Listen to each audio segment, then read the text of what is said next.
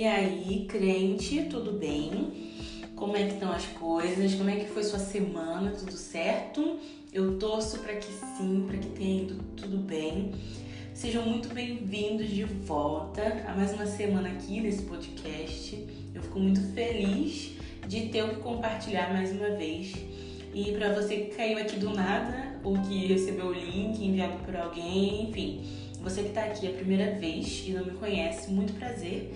Meu nome é Larissa Lucena e esse aqui é o Crentona Ela. Pessoal, já pega tua Bíblia aí, abre lá em 1 Reis 19:19.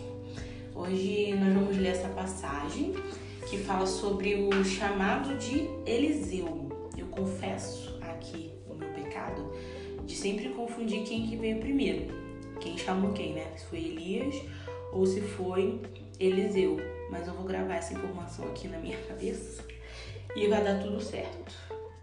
Mas foi Elias, tá? O primeiro. Já abriu aí? Bora lá então ler. 1 Reis 19:19. Partiu, pois, Elias dali e achou a Eliseu, filho de Safate, que andava lavrando com 12 juntas de bois adiante dele. Ele passava com a 12ª. Elias passou por ele e lançou o seu manto sobre ele. Então deixou estes os bois, correu após Elias e disse: Deixa-me beijar a meu pai e minha mãe, e então te seguirei. Elias respondeu-lhe: Vai e volta, pois já sabes o que fiz contigo. Voltou Eliseu de seguir a Elias, tomou a junta de bois e os imolou, e com os aparelhos dos bois cozeu as carnes e as deu ao povo e comeram. Então se dispôs e seguiu Elias e o servia. Gente, eu sempre fico muito reflexiva com essa passagem. Ela me toca muito porque ela deu uma luz num momento que eu não conseguia enxergar algumas coisas na minha vida. Nós lemos aqui sobre o chamado de um profeta que fez grandes coisas no nome do Senhor. E fazer coisas para o Senhor e pelo poder do nome dele é uma coisa que arde muito no meu coração e eu acho que no seu também, né? Só que não tem nada de grandioso nesse momento aqui. Não teve uma pomba pousando em Eliseu, não teve uma multidão assistindo, aplaudindo, nada. E das 4 lições que eu queria compartilhar com vocês, essa é a primeira, de que existe valor no simples. Quando a gente pensa em chamado, a gente imagina sempre algo grandioso, né? Um profeta que te enxerga no meio de uma multidão no escuro, fala teu nome completo, diz que você vai ser pai e mãe de multidões, fala em língua, fogo e glória. Mas olhando aqui, nós vemos Elias chegando e lançando sua capa sobre Eliseu, sem falar nada. Isso representava a transferência da autoridade de um para o outro. Foi simples, mas foi algo muito importante, algo muito poderoso. Da mesma forma que foi quando você leu aquele versículo, aquele dia, e isso pareceu confirmar algo no seu coração, mas você não deu tanta atenção porque foi só um versículo. Mas esse versículo é parte da palavra do nosso Deus, aquele que você pede tanto para falar com você. Ele falou, mas você não deu ouvidos porque você achou muito simples.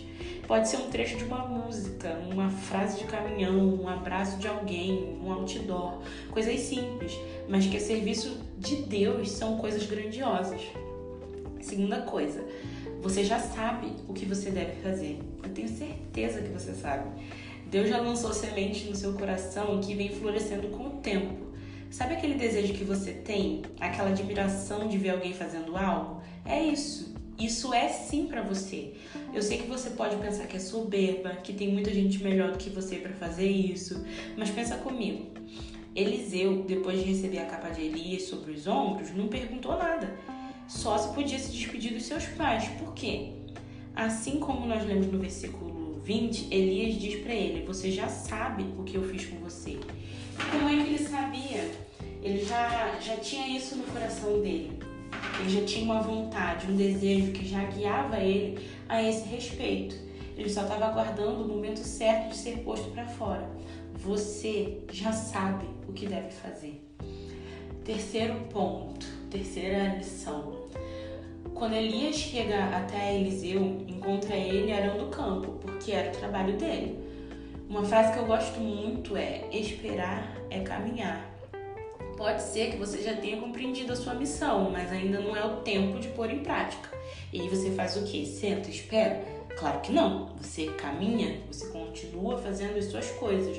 Você estuda, trabalha, cuida dos seus filhos, da sua família, da sua vida, entre aspas, secular. Quando você menos esperar, enquanto você cuida das outras coisas, das coisas naturais, o Senhor vem e te cobre com uma capa. Quarta lição e última, e para mim a mais difícil. Você precisará deixar. A renúncia é um dos parâmetros mais difíceis de viver o Evangelho, para mim em particular. Quem me conhece mais de perto sabe o quanto eu sou apegada, o quanto eu quero abraçar o mundo e fazer tudo, e cuidar de tudo, e ter tudo. E constantemente eu vejo o Senhor me pedindo para deixar algo. É difícil, mas eu já entendi que é melhor obedecer e não voltar atrás. Eliseu foi até os seus pais e se despediu. Ele matou os seus bois, ele destruiu as suas carroças. Isso é acabar com a tentação de voltar, porque ele acaba com o meio de sustento dele e segue Elias. Talvez se ele ainda tivesse as coisas dele do trabalho, do campo, a primeira situação difícil que ele passasse com Elias, ele teria voltado, sabe, para casa. Quando a gente decide seguir o caminho do Senhor, nós vamos perder muitas coisas. Nem sempre são coisas ruins, Tem gente que fala, mas são coisas ruins, Tentando consolar, mas nem sempre são coisas ruins. Podem ser coisas boas, mas viver o que Deus tem para nós é muito melhor. Por isso que eu digo com uma certeza enorme: quando Deus te pedir algo, dê a Ele, deixe para trás, corte vínculos. O que Ele tem é incrivelmente melhor. E talvez você só precise disso, de deixar uma coisa para trás, um hábito, uma pessoa, para você avançar rumo ao seu propósito, rumo aos planos que o Senhor tem para você. Para mim isso é o mais difícil, porque a gente se apega a coisas, a pessoas, a ideias, e deixar essas coisas para trás e seguir rumo a um futuro que a gente não sabe como vai ser. A gente sabe que vai ser perfeito, porque Deus é perfeito, mas a gente não sabe como vai ser. E largar o conhecido rumo ao desconhecido é muito complicado. Mas eu te encorajo a seguir com fé nesse caminho.